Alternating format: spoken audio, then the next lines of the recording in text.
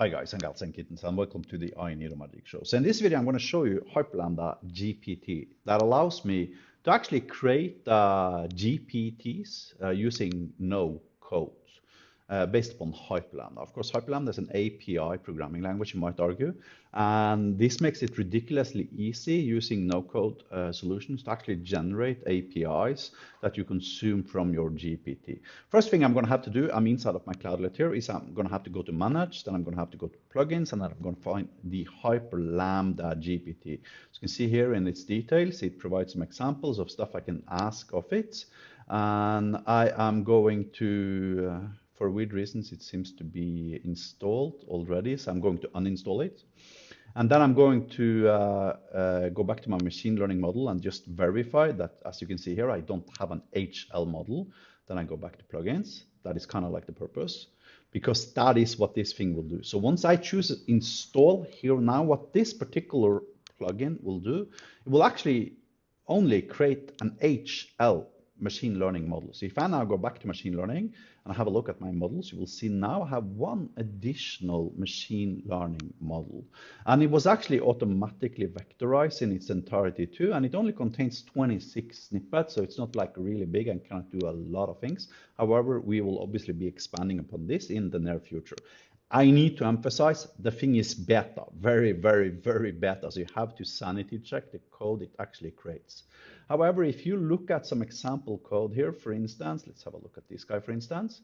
So you can see here, this HTTP endpoints creates an item in your blah, blah, blah table, blah, actually that's wrong. This is the HTTP post example snippet. The point being now, I can go to HyperID, and I can create a new module. If I expand the modules folder, once this thing is loaded, then I can create, for instance, a new folder, and I can call it YouTube, right? So that's the name of my module. Then I can expand YouTube, and I can create a new file. I can call it, for instance, send email.post.hl. I've now created an HTTP post endpoint. Now the question, what does my HTTP post endpoint do? And I can, of course, manually write the code using autocomplete and all that beautiful stuff. However, if that was necessary, this wouldn't be a particularly interesting no-code solution, obviously, right? So let's instead use now the machine learning prompt where it says where the machine creates the code, and have our Hyperlambda module in combination with ChatGPT and OpenAI actually create our endpoints code. So let's ask it to create a send email endpoint. Thank you very much. And what it is now going to do, it's going to search through my model, find relevant context snippets based upon my search query using VSS and RAG. Then it's going to submit that to OpenAI and ask OpenAI to fulfill my instructions. At which point I've basically taught ChatGPT, you might argue, I've taught it how to code in Hyperlambda in some few milliseconds during my invocations. Now I can click use. There are some changes to the UI, which is going to be happening in the next version, allowing you to actually have conversations with your code too. However, those aren't quite released quite yet. The point being, now I have a send email endpoint. If I now had configured my SMTP server, which I don't for this particular cloudlet, if I'm not entirely mistaken, then I could actually immediately start consuming this endpoint and send emails. I'm just going to save this endpoint, and then I'm going to create another endpoint, which I call purchase.post.hl. And for this particular endpoint, I am going to create a Stripe endpoint that returns a payment link. Yes, seriously.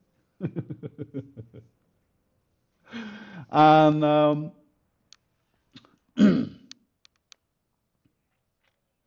what ChatGPT is going to be doing, it is actually going to create the code required for me to actually invoke Stripe and have Stripe use my account, my secret key, to generate a payment link for a product.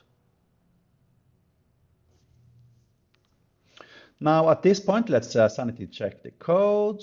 Okay, it takes price, reference as an argument, takes quantity, success URL, and cancel URL. And none of these, unfortunately, are correct. I told you it's a little bit in beta, unfortunately. So let's just cancel those. The rest of the code seems to be fairly accurate. Payment link, blah, blah, invoke, and it requires authentication. Let's just remove authentication for kicks. And then let's do price ID for the product in Stripe, quantity. And besides from that, it looks fairly accurate. So I now have an HTTP endpoint actually returning a Stripe purchasing link. This point, I unfortunately need to blur my screen because I need to go into my Stripe account and I need to actually get my key, my development key, and paste it into the endpoint. Because if you see here now, then it expects my authorization key as a bearer token.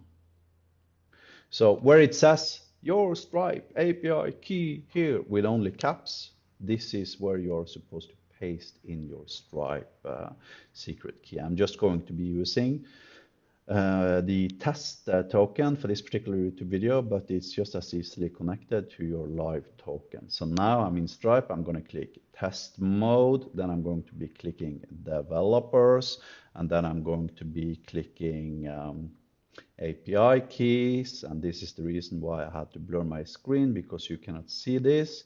So now I'm going to reveal my secret key here, at which point I'm asked for my password. Then I'm going to provide my password, and then I am going to, once this process is done, I'm going to copy the key to my clipboard. So now I need to paste in my Stripe API test key here. I need to save my file. Now I can close my file and stop blurring my screen, right? But before I do that, I'm going to go away from this page and find more and find product catalog. And then I'm going to find one of our products, which I'm going to use as a price reference.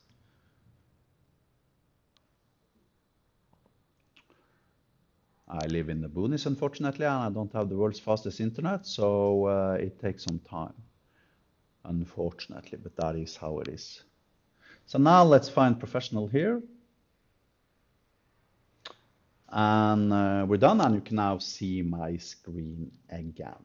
Now, if I go back to my endpoints here, and I filter, wait until it's done loading, and I now filter on the text, purchase. The point being now that I have an purchase endpoint where I can pass in a Stripe reference and a quantity. I'm going to put quantity at 1, then I'm going to find one of my prices here, just copy and paste it into the price reference in my JSON payload towards my purchase endpoint. Then I'm going to invoke the endpoint, and ta-da, I now have a buy link, which I can open in, for instance, an incognito window, just to illustrate that this is actually a legitimate buy link dynamically created by Stripe and my Magic Cloudlet and returned as JSON payload over an HTTP API connection.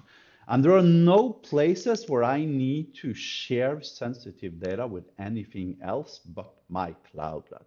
What I can do now is that I can now go into my endpoints here. I can filter on OpenAPI, choose to expand it, then invoke it by clicking the arrow here. Then I'm going to be filtering on purchase. Then I'm going to try it out to verify I'm getting my purchase part back here.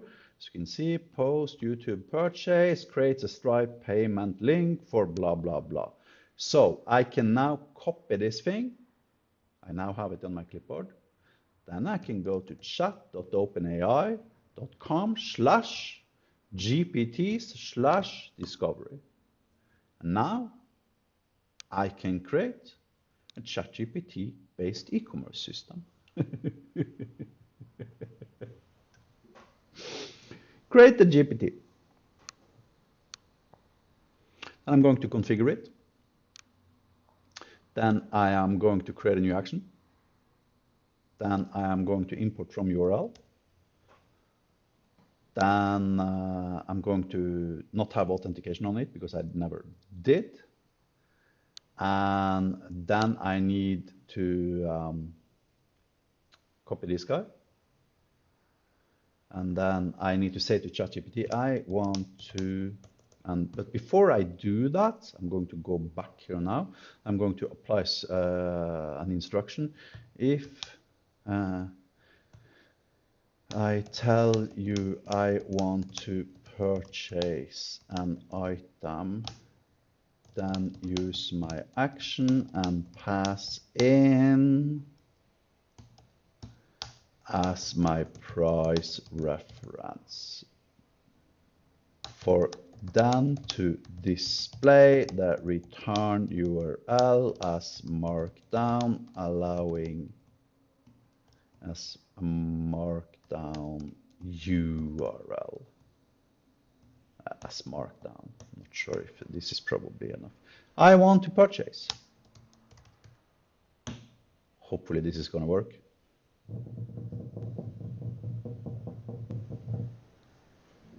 Allow.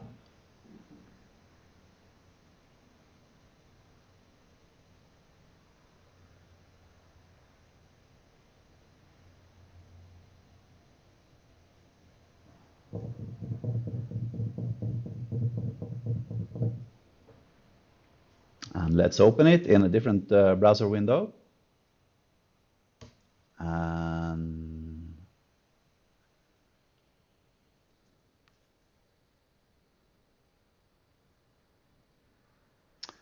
ta-da! Pretty cool.